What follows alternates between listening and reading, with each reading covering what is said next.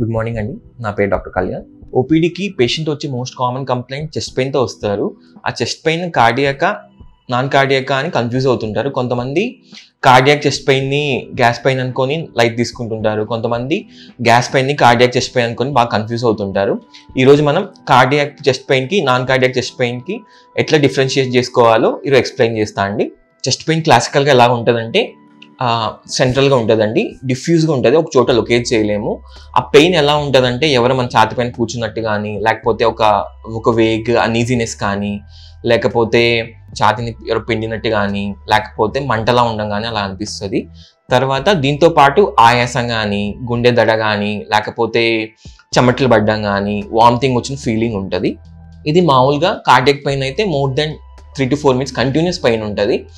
తర్వాత వీటితో పాటు మనకి కార్డియాక్ పెయిన్ అయితే కొంచెం దూరం నడిస్తే పెయిన్ ఎక్కువ అవుతుంది, చోకింగ్ ఫీలింగ్ వస్తుంది.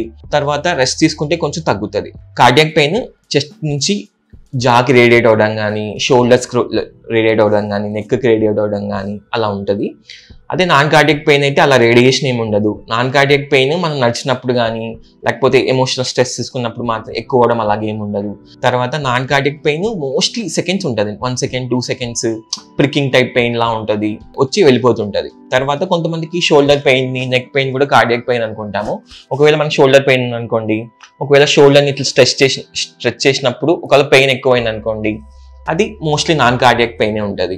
హై రిస్క్ పేషెంట్స్ ఉంటారండి.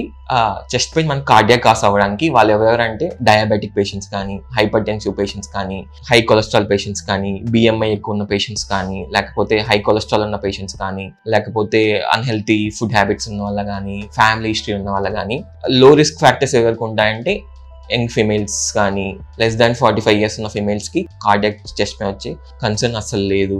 తర్వాత యంగ్ మేల్స్ కానీ వీళ్ళలో లో risk for cardiac chest pain. Diabetic patients అండి, డయాబెటిక్ పేషెంట్స్కి వాళ్ళకి ఏమంటే నర్వ్స్ నంబ్ అయిపోయింటాయి. సో వాళ్ళు కంపల్సరీ చెస్ట్ పెయిన్ రావాలని రూల్ ఏం లేదు.